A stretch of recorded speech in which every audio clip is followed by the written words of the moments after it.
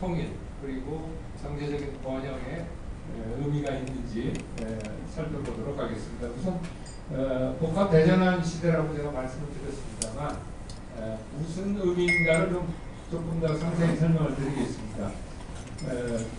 이 국제사회가 굉장히 경제사회적인 변화를 겪고 있습니다. 첫 번째 요소는 4차 산업혁명입니다. 디지털과 제조업이 결합하면서 여러 분야에서 이 4차 산업혁명에 버금갈 만한 대변화가 산업에서 일어나고 있습니다. 그래서 디지털 전환을 빨리 하는 나라일수록 경쟁력이 있는 나라가 되고, 그런 면에서 한국은 일찌감치 디지털 인프라를 갖추고 있기 때문에 굉장히 우리에게는 바람직한 그러한 현상이 되겠습니다. 그리고 이 4차 산업혁명에 쓰이는 모든 기술들은 단순히 경제적인 의미만 있는 것이 아닙니다. 안보적인 함의가 굉장히 큽니다. 최근에 그 우크라이나 전쟁에서 보셨듯이 드론이라든지 이 우주에서 사용하는 통신기술, 그리고 이 AI를 활용한 여러 가지 군사 전략의 집행, 이런 것들이 굉장히 미중 전략적 갈등과 겹치면서 굉장히 중요한 의미를 갖고 있고, 거기에 핵심 요소인 반도체, 그리고 이제 뒤에 말씀드릴 에너지 전환의 핵심 요소인 2차 전지, 이 두 가지가 미국이 내세우고 있는 4대 전략 물자 가운데 2개입니다. 나머지는 희귀금속, 이 희귀금속은 반도체라든지 2차 전지의 핵심 재료입니다. 거기에 의약품이 들어갑니다. 그리고 4대 핵심 전략 물자에 우리는 2.5개가 관련이 됩니다. 반도체는 우리 메모리는 세계 1위죠. 지금 삼성이 이제 또 파운드리 TSMC 따라잡기 위해서 열심히 하고 있고, 그리고 2차 전지는 뭐 우리가 사실 세계 1위였는데 중국이 산업정책을 쓰면서 보조금 지급을 거부하는 바람에 중국 시장을 우리가 잃어버리면서 지금 중국에게 조금 힘겨운 싸움을 하고 있는 상황이고, 의약품은 뭐 저희가 제너릭에서는 굉장히 삼성바이오라든지 SK에서 그 제약업체 있죠. 그래서 굉장히 인도 다음으로 의미가 있습니다, 우리가. 그래서 4개 중에 2.5개를 우리가 상당히 경쟁력이 있는 그런 상황입니다. 두 번째는 인구절벽입니다. 이 인구절벽은 지금 아프리카를 뺀 나머지 지역에서는 전부 출산율이 감소하고 있습니다. 그리고 의료 수준이 올라가게 되니까 고령화가 진행이 되고 있습니다. 이 인구절벽은 일본이 대표적으로 보여줬죠. 잃어버린 30년의 가장 큰 동인은 일본의 인구 감소에 있습니다. 우리는 그거에 버금가지 않게 초고속으로 출산율이 떨어지고 초고령화 사회 진입을, 초고령 사회 진입이 아마 내년 내후년 뭐 이 정도일 겁니다.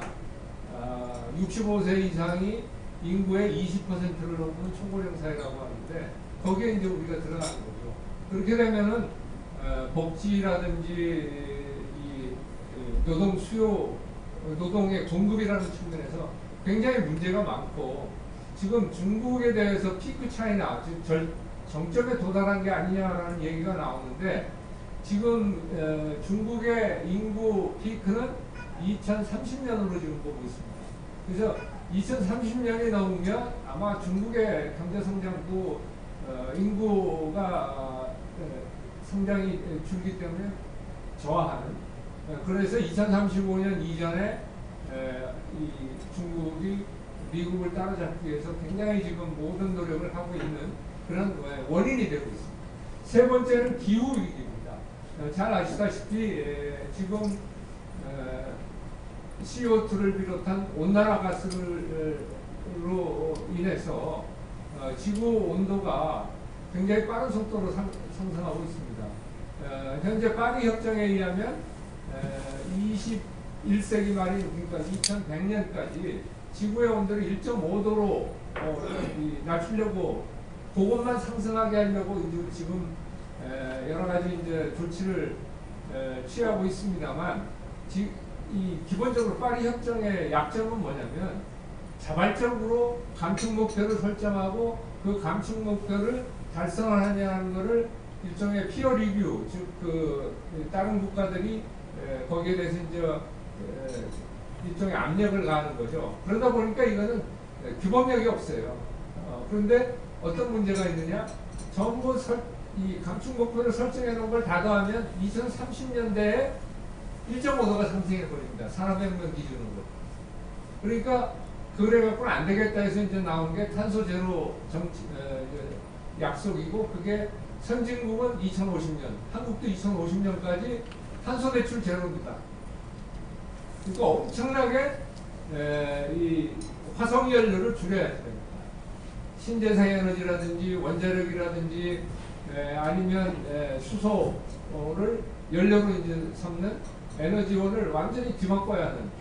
그러니까 기후 변화 이퀄 에너지 전환입니다. 그리고 에너지가 이렇게 전환되게 되면 그동안에 화석 연료로 구체적인 영향력을 행사했던 석유 생산국, 가스 생산국의 지정학적인 힘이 떨어지는 거죠. 그러니까 지정학의 변화를 가져오는 겁니다. 그리고 이제 네 번째는 우리가 이제 막 벗어난 코로나19 팬데믹입니다. 이 팬데믹이라는 게 왜 중요하냐면 1세기 전에 그러니까 1915년 부근에 이 팬데믹이 한번 크게 있었습니다. 그게 스페인 독감이라고 하는데 사실은 그건 미국에서 발생한 독감이 1차 세계대전에 파병된 미군을 통해서 유럽에 퍼진 겁니다. 그래갖고 그 당시에 5천만이 사망을 했습니다. 그리고 이 팬데믹이라는 것이 생기게 되면 모든 지금 우리가 누리고 있는 세계화의 이익이 그대로 정지해버리는 거예요. 근데 이러한 팬데믹의 기본은 바이러스거든요. 근데 그 바이러스는 그전에는 환경이 오염되기 이전에는 주로 숲에서 그대로 있었습니다. 근데 그것이 환경이 오염이 되니까 인수 공통으로 되는 바이러스로 변이가 돼가지고 인간에게 오는 겁니다. 그래서 최근에 보시면은 이 팬데믹뿐만 아니라 인데믹, 그 전염병의 빈도가 굉장히 늘어나고 있습니다. 뭐 21세기에 들어와서는 사스부터 시작해가지고 우리가 뭐 기억하는 것도 뭐 메르스, 자이카 바이러스, 뭐 에볼라, 아프리카에 이런 것들이 다 바이러스고 원래는 숲에 있었던 겁니다. 그게 동물을 매개로 해서 사람한테 오는 겁니다. 근데 앞으로 지구온난화에 환경오염을 더하면 이 빈도수와 강도는 더 높아질 겁니다. 그래서 의약품이 전략물자가 되는 이유가 거기에 있는 겁니다. 이러한 네 가지 변화가 동시에 서로 상호 연동이 돼서 움직이는, 그리고 이것이 국제사회의 경제사회적인 여건을 크게 변화시키고 있습니다. 그렇기 때문에 국제정치학자들은 2020년대를 1930년대하고 비유를 많이 합니다. 즉 1차 세계대전과 2차 세계대전의 그 중간기를 전간기라고 합니다. 영어로는 인터피어리드라고 하는데 그 인터피어리드의 경제사회적인 여건과 지금의 여건이 비슷하다는 거죠. 그리고 이런 경제사회적인 기반을 배경으로 해서 국제정치 면에서 상당한 또 변화가 일어나고 있습니다. 중국이 2000년에는 세계 경제에서 6위였습니다. 10년 만인 2010년에 2위인 일본을 따라잡았고 10년 뒤에 일본이 2.5배, 거의 뭐 이제 3배 가까이 되고 있습니다. 그래서 어떤 현상이 벌어지느냐? 지금 현재 미국 GDP의 약 2~3% 정도까지 중국이 따라왔습니다. 근데 미국이 일본이 한참 피크일 때가 1980년대 중반입니다. 그때 미국 GDP 대비 일본이 35%였습니다. 근데 이미 2배가 올라온 겁니다. 그러니까 일본의 경우에는 1985년 플라자 합의에 의해서 일본의 경제를 완전히 제압을 했죠. 반도체 협정을 통해서 일본 반도체에 미국 수출을 제한했고, 그 덕분에 우리 한국의 반도체 산업이 기반을 마련한 겁니다. 그러니까 그런 상황 속에서 2035년이 되면 어떤 현상이 벌어지냐. 지금의 그 예측에 의하면 미국, 일본 GDP 합한 것보다 중국, 홍콩 GDP가 더 많아집니다. 그리고 중국과 아시아 나머지를 합한 것이 중국이 더 커집니다. 이런 어떤 경제적인 변화에 덧붙여서 군사력도 변화하고 있습니다. 예를 들자면 중국은 지금 함정수에서 미국의 함정수보다 더 많습니다. 구축함 같은 거는 한꺼번에 7대 8척을 한꺼번에 건조합니다. 뭐 찍어내듯이 지금 군함을 하고 있습니다. 근데 이제 뭐가 다르냐면 중국은 아직까지는 글로벌 파워는 아닙니다. 근데 미국은 글로벌 파워거든요. 이 동아시아만 전선이 있는 게 아니죠. 유럽도 있고 중동도 있고. 이 세 개의 프론트를 관리하는 게 미국이고, 중국은 동아시아죠, 지금. 전체적으로. 물론 일부 인도양이라든지 중동에 확장을 하고 있지만 그렇게 글로벌은 아닙니다. 리저널 파워에서 글로벌 파워로 가기 위한 단계에 있는데, 그런 차원에서 본다면 우리가 살고 있는 동아시아에서는 미국과 중국의 전략적인 균형이, 그러니까 스트래티직 패리티라고 하는데, 이것이 거의 동등해져요. 그래서 이제 미국이 요즘 한참 대만 문제, 중국의 대만 공격을 인도태평양 사령관이 2027년에 있을 것이다. 또 가장 빠른 것도 대만에서는 2025년 얘기도 나오고 하는 이유가 거기에 있는 겁니다. 그리고 굉장히 지금 미중 간의 일종의 패권 경쟁으로 전략적인 대결과 경쟁이 굉장히 심화되고 있습니다. 또 하나, 우리한테는 가장 중요한 것이 북한의 핵무장이 거의 완성 단계에 접어들었습니다. 여기서 핵무장의 완성 단계라고 하는 것은 2차 핵 공격 능력이 구비되는 것을 말합니다. 즉 미국과 북한 간에 어떤 핵으로 이 대결을 할 때 미국이 북한을 때리고 나서 남은 능력 가지고 미국 본토를 때릴 수 있으면 그게 완전한 핵무장 달성이 되는 겁니다. 지금 현재 ICBM 같은 경우에는 거의 다 됐고 실사만 지금 못하는 그런 상황에 있고요. 대개 숫자로는 지금 파키스탄, 인도가 120여 개 가지고 있는데, 그 정도 수준에 도달하면 핵무장은 완성됐다고 봐야지 되고, 그런 차원에서 본다면 약 90%까지 왔다고 봐야죠. 그렇게 되면 어떻게 되느냐? 지금 우리가 워싱턴 선언에 의해서 확장 억지를 강화하고 있습니다만 상황이 많이 달라질 겁니다. 옛날에 드골 대통령이 미국에서 이제 프랑스가 핵 개발을 하려니까 말렸죠. 그러니까 드골 대통령이 뭐라고 그랬냐면, 당신들 모스크바에서 파리 공격할 때 우리 막아줄 수 있겠느냐, 뉴욕하고 워싱턴 희생하면 파리 막아줄 수 있겠느냐 하고 핵 개발했죠. 그러니까 그러한 그 소위 핵의 논리가 따로 있습니다. 그래서 그러한 단계까지 아직 안 와서 그런 것이지, 이 북한 핵이 완전히 미국 본토를 때릴 수 있고 충분히 전략적인 핵균형이 이루어진다고 한다면, 그거는 한국과 일본은 아마도 대만을 포함해서 핵개발로 나가지 않을까, 그런 면에서 게임 체인저가 될 것이다라고 이제 국제정치학자들이 얘기를 하고 있습니다. 그 다음에 세 번째는 뭐냐면 미국의 신고립주의적인 경향입니다. 트럼프 대통령 때 대표적으로 나왔습니다만은 미국 사회 전체가 지금 양극화가 되고 있습니다. 그리고 중산층이 굉장히 많이 줄었습니다. 그게 세계화의 영향이라는 것도 있고 또 하나는 기본적으로 미국이 산업자본주의에서 금융자본주의로 이행하면서 제조업 기반을 상실한 겁니다. 미국이 제조업에서 이 세계적으로 경쟁력이 있는 것은 우주항공 정도 남아 있습니다. 나머지는 다 중국, 독일, 일본, 한국 이런 나라들이 다 대신 차지한 거죠.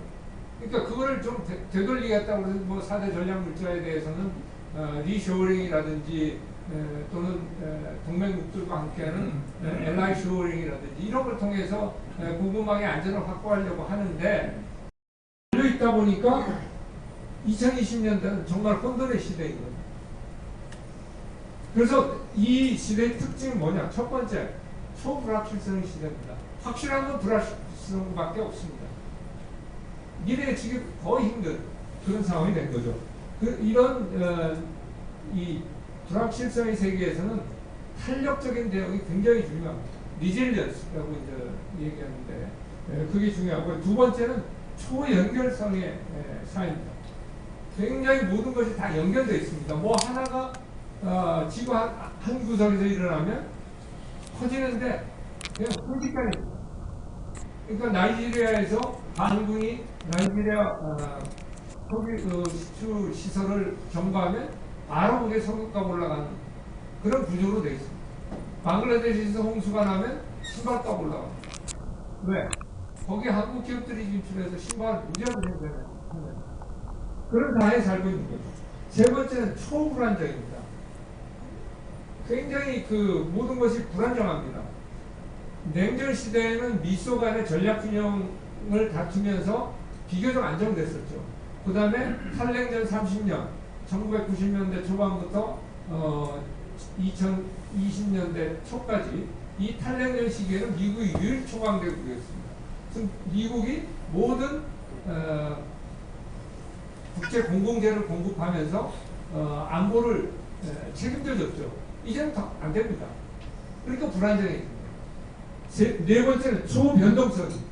그러다 보니 아주 이 모빌리티가 커진 겁니다. 커지면서 어떤 현상이 벌어지느냐? 복합위기 현상이 나타납니다. 폴리크라이시스라고 해가지고 뭐 해색고불소라든지 검은 백조라든지 이런 위기들이 수시로 빈발하는 겁니다. 지금 가장 근접한 해색고불소는 전 중국 경제라고 생각을 합니다. 뭐 최근 제가 13, 14, 15 북경을 다녀왔는데 이 북경의 전체적인 상황이나 중국의 전체적인 경제 상황이 좋지 않습니다. 성장의 세 가지 요소가 소비, 투자, 수출인데요. 다 감소하고 있습니다. 지금 중국 경제가. 이거를 지금 살려야 하는데 이게 시진핑 1인 체제가 되면서 탄력성이 많이 죽었어요. 중국 체제에. 그래서 이런 것들이 이런 위기들이 수시로 아마 나타날 겁니다. 그래서 이런 배경을 말씀드리고 나서 한일 관계를 좀 말씀드리겠는데, 한일 관계는 1965년 국회정상화에서 지금 58년이 됐습니다. 그 58년 동안 과거사가 우리를 잡았다 놨다 한 게 6번 내지 7번입니다. 최근 게 7번째인데 그게 10년 간 겁니다. 가장 큰 내용은 뭐냐? 강제동원 문제하고 일본군 위안부 문제입니다. 이 두 가지가 현안으로서 나머지 과거사 현안은 대부분 해결이 됐습니다. 예를 들면 사할령에 있는 한인 귀환하는 문제. 이 문제는 한일 간의 협력 스킴을, 제도를 만들어서 땅은 우리가 되고 집은 일본 돈으로 짓고 사할린 한인 한국에 데려오는 돈 일본이 내고 이런 식으로 해서 해결했습니다. 뭐 제일한국인의 법적지위 문제도 마찬가지고 문화재 관한 문제도 마찬가지고 대부분 해결하고 남은 게 이 두 가지인데, 이 두 가지가 전부 사법의 마술에 걸려 있는 겁니다. 1965년에 국교 정상화를 하면서 한국하고 일본하고 가장 싸운 14년 동안 7번 회담하면서 싸웠습니다. 가장 큰 핵심은 뭐냐? 35년 일본 식민 통치가 합법이냐 불법이냐, 정당했냐 부당했냐. 65년 당시에는 어땠냐면 서로 봉합을 했습니다. 그래서 뒤에 보시면은 한일 기본조약에 보면은 2조에 보면 여기 빨간 부분 already null and void라고, 그러니까 대한제국과 일본 간에 체결된 1910년 이전에 체결된 조약이 이 말이 모순인 겁니다. 이미 무효라는 말이 모순이에요. 무효라고 하면은 처음부터입니다.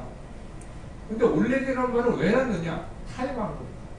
일본은 already 이거에 중점을 두고 우리는 null and void에 중점을 두고. 그래서 우리는 처음부터 무효였다. 식민 지배는 불법 부당했다. 이게 우리 입장입니다. 일본은 합법 정당했다. 그건 왜 그러냐? already라는 건 뭐냐? 샌프란시스코 강화조약이 발의하거나 또는 65년 기본조약이 발의한 이후에 효력을 상실했다는 거죠. 이 already를 넣어놓고 그렇게 해석하는 겁니다. 그런 식으로 외교적인 봉합을 했는데 그거를 2011년에 헌법재판소에서 일본군 위안부 문제에 관련해서 대한민국 정부가 부작위한 위헌을 상태를 초래했다. 이렇게 판결이 나왔고 2012년에 김능환 대법관이 있던 대법원 민사 일부에서 강제동원 문제는 1965년 청구권 협정에서 해결되지 않았다라고, 따라서 불법 행위에 대한 위죄를 지불하라고 파기환송 판결이 나온 겁니다. 그것이 6년 뒤인 2018년 10월 30일에 최종 대법원 판결이 나오면서 문재인 정부 당시에 이제 한일 관계를 가장 벼랑으로 몰았던 겁니다. 그게 바로 이 과거사 관련된 한일 관계의 가장 큰 차이입니다. 그리고 65년 협정 체결할 당시에 일본이 한 건 뭐냐? 과거사 문제에 대한 사제평은 시나 외무대신이 김포공항에 내려가지고 유감했다라는 말 한마디밖에 없습니다. 그 말은 뭐냐? 합법 정당했다. 그렇지만 좀 미안하다. 그게 65년 입장이었어요. 그러다가 1983년에 전두환 대통령이 방위를 합니다. 그때 천황이 뭐 이상한 말로 뭐 통속의 여민이 뭐니 이렇게 해서 그 사죄와 반성을 했고 1995년이 2차 세계대전이 끝난 지 50주년이 되는 해 당시에 무라야마 정권이었습니다. 그래서 무라야마 총리 명의로 무라야마 담화를 내죠. 거기에 이제 식민지 지배에 대한 이 사죄와 반성을 좀 명확히 했던 거죠. 그거에 대한 역작용으로 일본에서는 아베 총리가 이제 그 중에 이제 주요 인사 가운데 하나지만 일본 회의라고 하는 보수 우익 단체가 1990년대 말에 생깁니다. 그래서 지금 자민당의 대부분의 인사들은 그 일본 회의 소속입니다. 그러니까 굉장히 역사 인식이 뭐라 그럴까요? 2차 세계대전에 일본 제국주의를 정당화하는, 그리고 무라야마 담화나 뒤에 나온 이제 2010년에 간노토 총리 담화가 있습니다. 이 간노토 총리 담화를 잠깐 보여드리면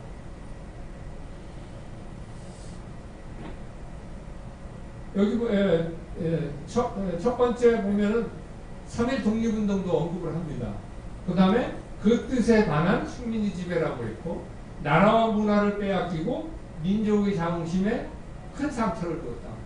굉장히 구체적으로 일본이 그 잘못한 점을 적시를 하고, 그 다음에 이제 거기 보면 다대한 손해와 고통에 대하여 통절한 반성과 진심 어린 사죄를 한다. 간나오토 담화가 가장 잘된 일본의 과거사 사죄 표명입니다. 근데 우리나라나 일본에서는 잊혀졌어요. 왜? 민주당 정권이 3년 하고서는 그냥 수명을 다해버렸습니다. 그러니까 일본에서는 자민당이 복귀하니까 자민당 때 것으로 이제 돌아갔고, 우리는 뭐 별로 우리 사회가 그런 걸 잘 이렇게 기억을 못하니까 또 일본은 사정한상 안 했다라고 생각을 하니까 전혀 기억에도 남아있지 않습니다. 근데 이제 이게 참 우리로서는 딜레마가 뭐냐면 2차 세계대전에 그 종전을 확정짓는 것은 샌프란시스코 강화조약입니다. 그 샌프란시스코 강화조약 2조 A항에 보면 Japan recognizing the independence of Korea, 즉 이 얘기는 뭐냐면 일본의 식민지배 Japanese colonial rule이 정당했다는 거죠. 그러니까 국제사회는 그렇게 보고 있는 겁니다. 그래서 우리는 그런 아까 말씀드린 입장을 계속 견제하는 데 따른 이 갭이 있는 겁니다. 네. 그래서 하여튼 지금 과거사 문제는 계속 맴돌고 있는데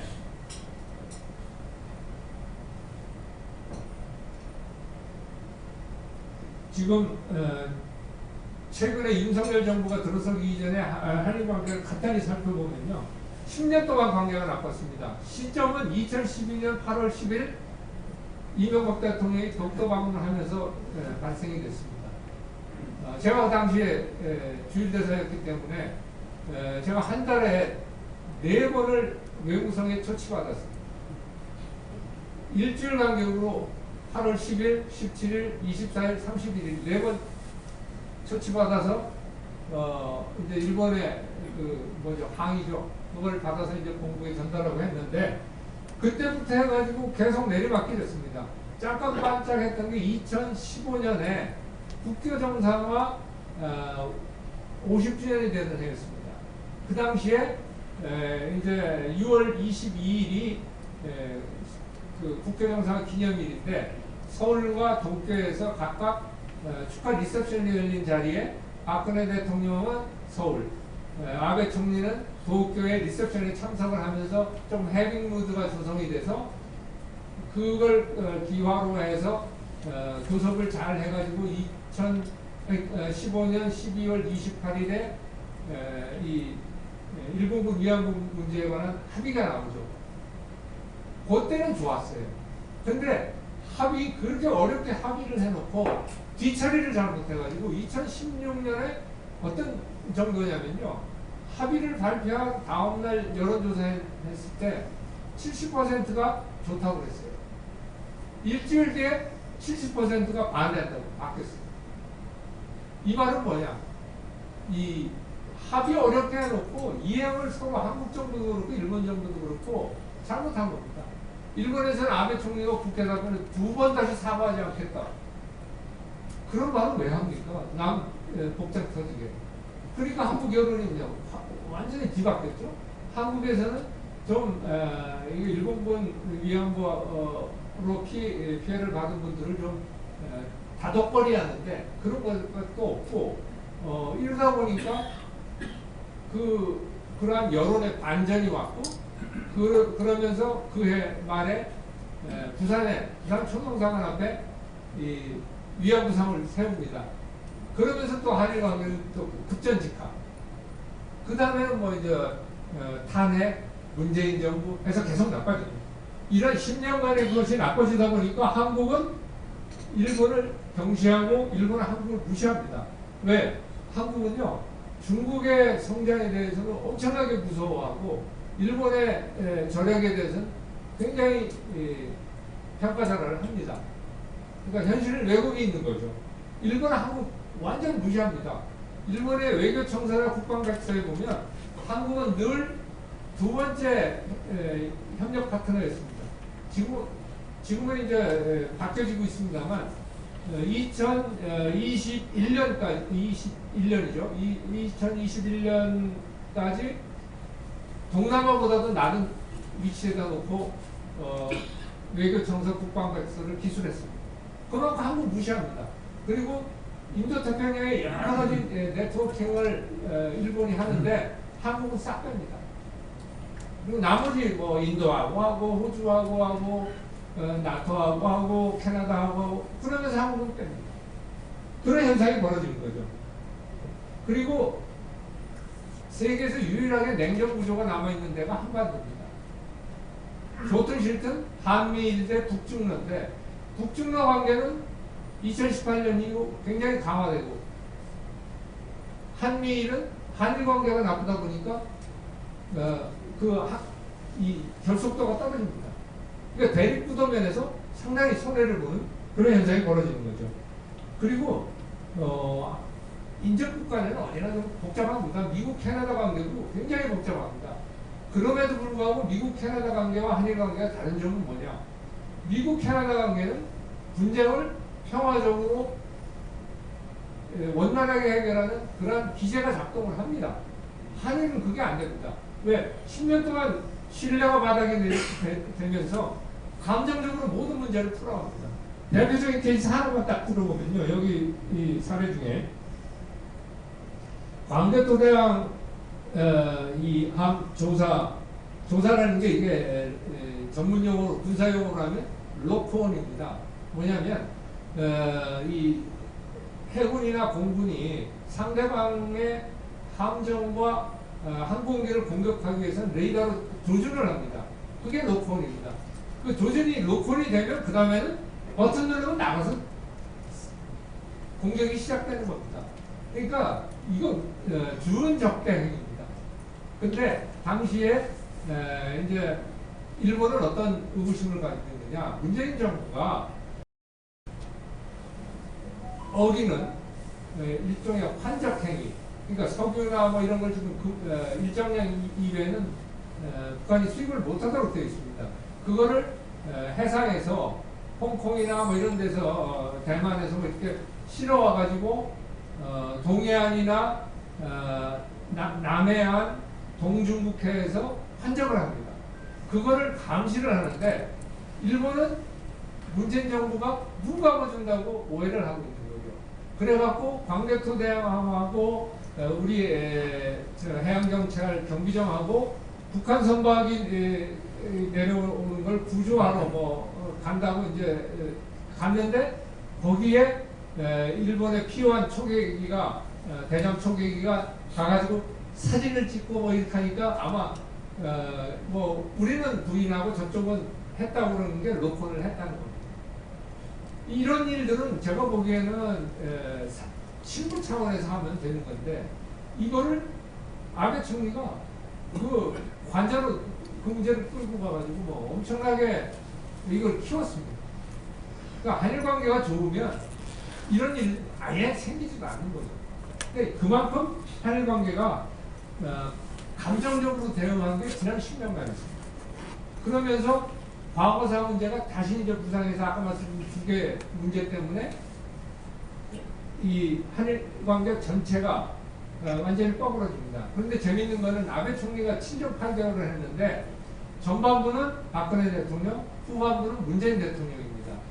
전반부에는 어떻게 됐느냐? 아베 총리가 소위 투트랙, 과거사와 일반 한일 협력을 분리해서 하는 그걸 주장했고 박근혜 대통령은 과거사 문제 해결 없이는 한일 협력 없다. 했어요. 근데 그게 문재인 정부가 되니까 완전히 거꾸로입니다. 문재인 정부는 투트랙, 일본 정부는 원트랙. 강제동원 문제하고 일본 군위원부 문제 해결 없으면 한국과 협력 안 한다. 이런 식으로 된 겁니다. 그러니까 모든 게 과거사가 한일 관계를 전반적으로 옥죄는 그런 현상이 벌어진 거죠. 그러면서 또 하나 특징이 뭐냐? 전에는 우리가 피해자였기 때문에 과거사 문제는 일본은 우리가 어떤 면에서 보면 도덕적 우위에 입각한 외교 공세 자료였거든요. 거꾸로 됐어요. 뭐냐? 강제동원 문제에 대한 대법원 판결이 국제법 위반이고 약속 위반이다라고 국제사회 일본이 떠들고 다니니까. 그러니까 우리가 수세에 몰리는 거죠. 네. 피해자면서. 그런 현상이 벌어졌어요. 그렇게 되면서 한국에서는 반일, 일본에서는 혐한. 어느 정도냐? 일본에서요, 혐한 뉴스가 나오면 매체의 판매 수가 70%까지 올라간다고. 그 정도입니다. 그리고 한국을 이해하는 지한파들이 입을 딱 다물고 있습니다.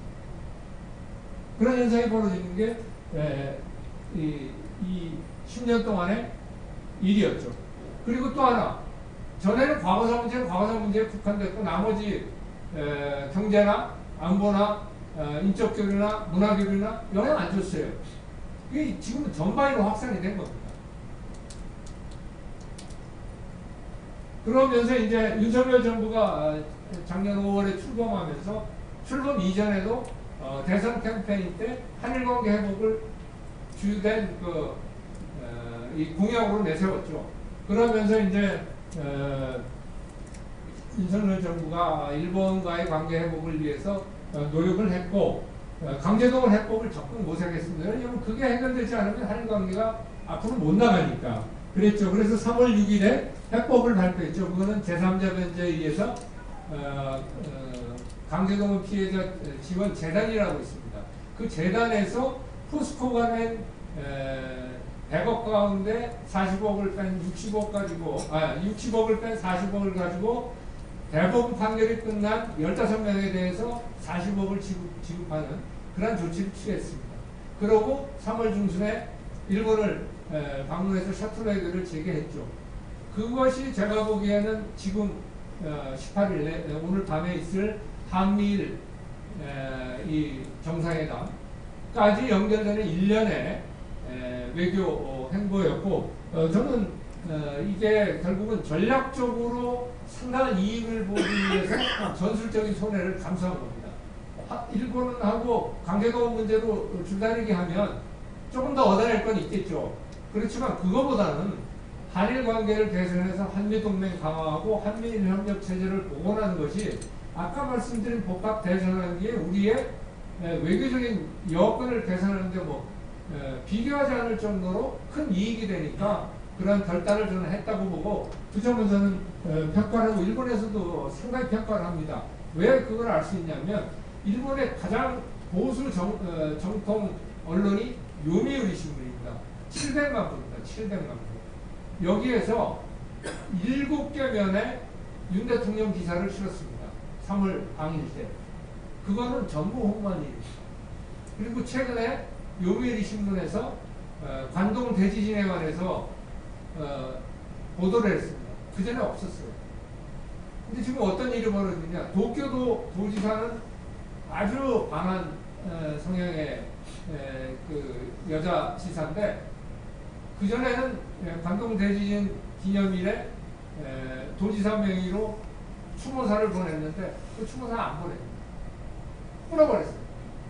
그거 자기는 그런 사실 없다고 부인하는 거예요.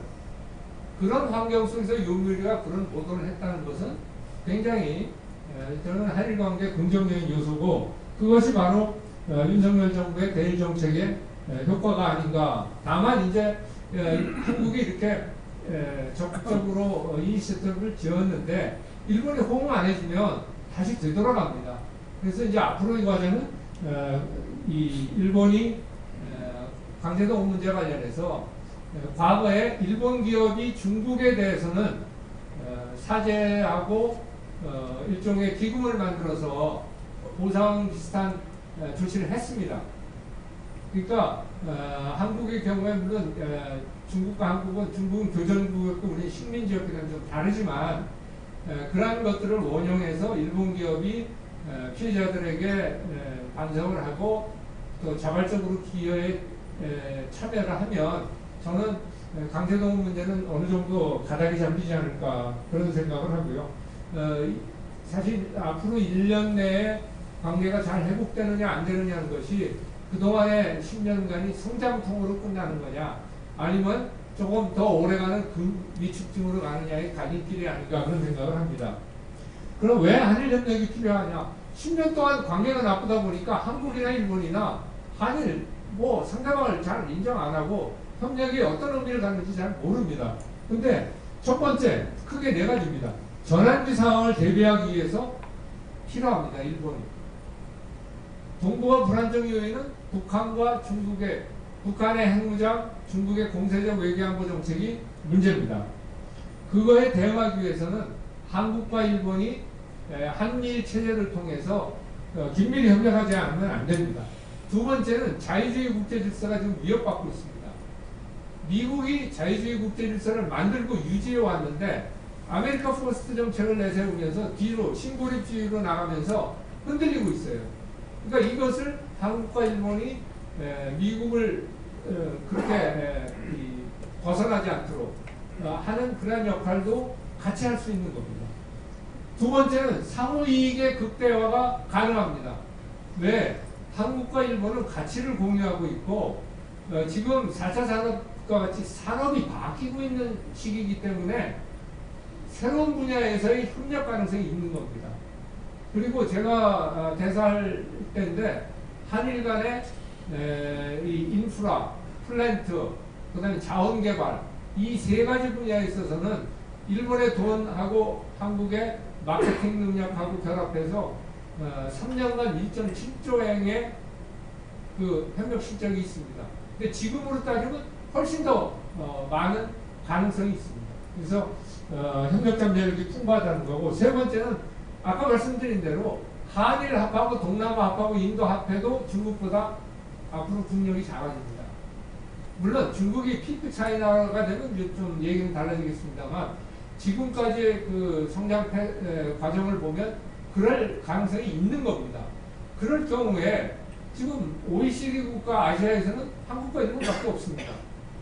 미군이 대량 주둔하는 나라 한국과 일본밖에 없어요. 미국의 동맹국 한국과 일본밖에 없어요. 물론 호주 있습니다. 호주는 멀리 떨어져 있거든요. 그러니까 자연스러운 전략 파트너입니다. 네 번째, 우리 북한 핵 문제 해결하지 않습니까? 일본이 제가 보기에는 미국이 동아시아 정책을 추진하는데 가장 귀를 열어놓고 있는 나라는 안타깝게도 한국이 아닌 일본입니다. 그러니까 일본을 잘 잡아주고 미국의 귀를 잡아서 미국이 북한 핵 문제에 우선도 순위를 부여하지 않으면 절대 북한 핵 문제 움직이지 않습니다. 왜? 북한이 미국만 상대하려고 하는데요. 지금 뭐 우리가 당장 부상 내놨지만 콧방귀도 안 끼지 않습니까? 북한이. 그러니까 저는 유도의 원리처럼 일본을 잘 잡아가지고 미국을 움직이면 됩니다. 우리가 물론 미국 자체를 움직여야겠지만 일본의 힘도 필요하고 그런 차원에서 일본과의 관계가 중요하고, 그 다음에 통일 과정에서 일본의 협조 없으면요, 일본이 디바인 룰 정책을 쓰게 되면 우리는 굉장히 남북관계 관리하기 힘들어집니다. 그리고 통일 후에 북한 복부에는 일본 돈밖에 없습니다. 일본이 세계 순자산 1위 국가입니다. 3조 달러 가지고 있습니다. ADB 일본이 관장하고 있습니다.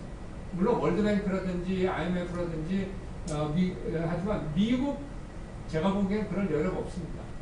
그래서 그런 차원에서라도 중장기적으로 한일 관계를 잘 해야지 되고, 그러면 한일 관계 어떻게 잘 가져가느냐? 제일 큰 게 뭐냐면 오해 무지 편견이 한일 간에 굉장히 많습니다.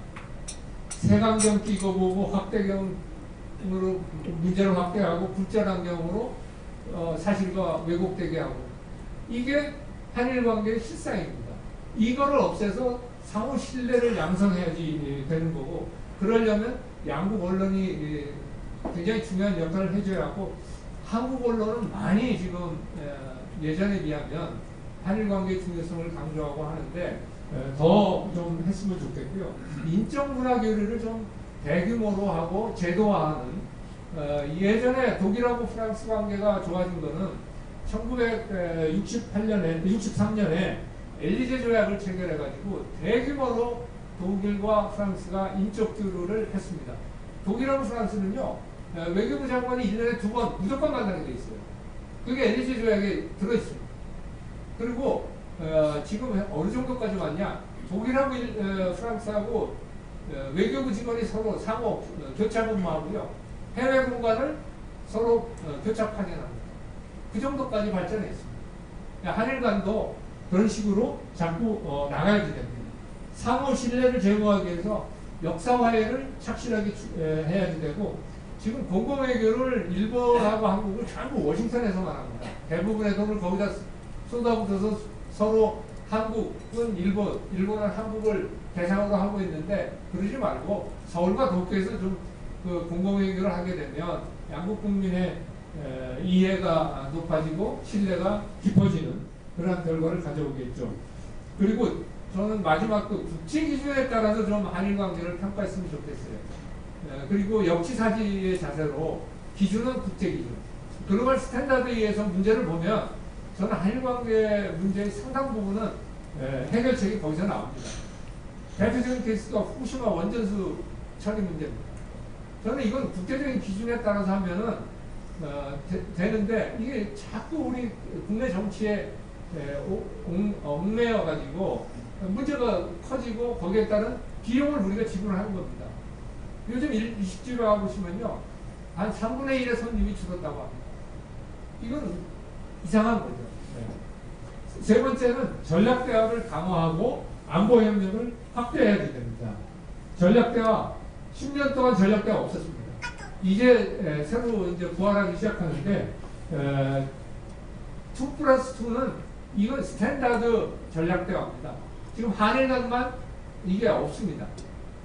딴 데는 다 있습니다. 그래서 이런 것도 부활하고 군 대화 협력 채널도 하고 그다음에 북한 비핵화 관련해서 일본이나 한국이나 다 확장 억지에 의존하고 있습니다. 똑같은 이해를 가지고 있는 겁니다.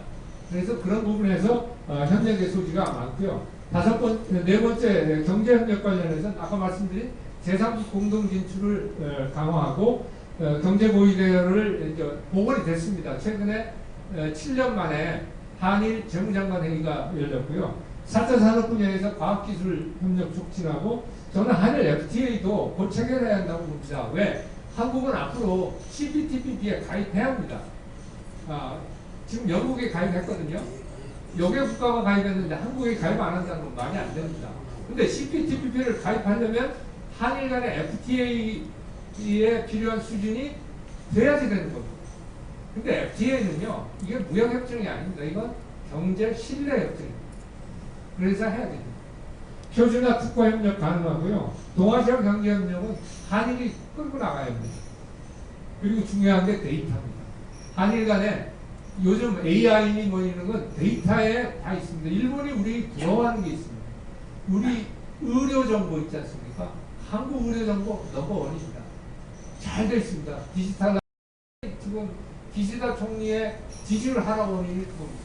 했는데 남의 정보가 들어가고 뭐 해갖고 그게 여론에 아주 엄청난 지탄을 받고 있습니다. 다섯 번째는 인도태평양 정책에서 협조할 게 많습니다. 우리 CPTPP 가입하는 거 도와줘야지 되고 이 서로 간에 정책 조정을 위한 메커니즘을 만들고 그리고 미중 격돌이 미국의 국내 정치, 중국의 국내 정치에 의해서 필요 이상으로 확대되는 것은 한국이나 일본에 도움이 안 됩니다. 지금 디커플링에서 디리스킹으로 바뀌었지만 불분명합니다. 이런 것들을 명확히 해주는데 한일이 미국과 잘 한일 협치를 통해서 활동을 할 때 저는 우리 국익이 확보된다고 생각을 합니다. 그다음에 자유주의 지역 질서 유지하는 즉 민주주의 확산, 법치의 확산 이거 한국과 일본이 우리 동아시아 지역의 리더 역할을 해야지 됩니다. 그 다음에 경제안보 관련해서도 상당히 일본은 경제안보법이 있습니다. 우리는 없습니다. 우리는 개발법에 일부 이렇게 있는 건데 이게 통합법이 만들어져야 됩니다. 이게 왜 중요하냐면 기업은 경제안보를 어떻게 하는지 잘 모릅니다. 근데 그걸 모르면 제품 생산해 놓고 제재 받습니다. 수출도 못하고 그냥 망하게 됩니다. 그래서 민간 간에 굉장히 긴밀한 소통이 이루어지는 게 경제안보 문제입니다. 그래서 한일 간에도 이러한 경제안보 관련된 정보 교환과 예컨대 뭐 중국이 보복을 했을 때 사고 융통을 한다든지 이번에 한미일에서는 얼리 워닝 시스템이 조기 경보제가 아마 도입이 되는 것 같습니다. 그래서 그런 것들을 이렇게 미리미리 캐치했을 때 정보를 주는 거죠. 그리고 원자력 관련해서도 저는 한일 간에 굉장히 협력의 여지가 큽니다. 그다음에 글로벌 이슈 뭐 여러 가지 있습니다만 양자, 삼자, 소다자, 다자 차원에서 한일 간에 협력하면 굉장한 시너지 효과가 있습니다. ODA라든지 평화의 죽은 피스키핑이라든지 그리고 그린 그로스, 녹색 성장, 기후변화 대비하는 거죠. 그다음에 에너지 전환 이런 분야에서 굉장히 협력의 여지가 크고 저는 우주 사이버 관련해서 한일 간의 협력을 하면은 이것도 굉장한 이 블루오션이라고 생각을 합니다. 지금 사이버의 경우에 사이버 범죄의 가장 큰 피해국이 일본과 한국입니다. 기업들 지금 언론에는 잘 보도 안 되고 있습니다만, 왜냐면 그게 당했다고 그러면 회사 이미지가 저거 되니까 안 밝힙니다. 상당히 당하고 있습니다. 그래서 이런 것들을 협력하면 얼마든지 저거 되고, 마지막으로 민주주의 인권 관련해서 이 한국과 일본은 아시아의 선도국입니다. 여기에서 협력을 해야 하고요. 그 다음에 이 미국이 지금 중국과 경쟁하면서 제일 아픈 부분이 어디냐? 동남아입니다. 그리고 동남아는 불만이 뭐냐? 미국이 말만 하지 도와준 거 아무것도 없으면서 중국은 저 1대1로 의해서 뭐 돈 팍팍 쓰는데 왜 안 하느냐는 불만이 있습니다. 그거를 좀 메워줄 수 있는 게 한국과 일본입니다.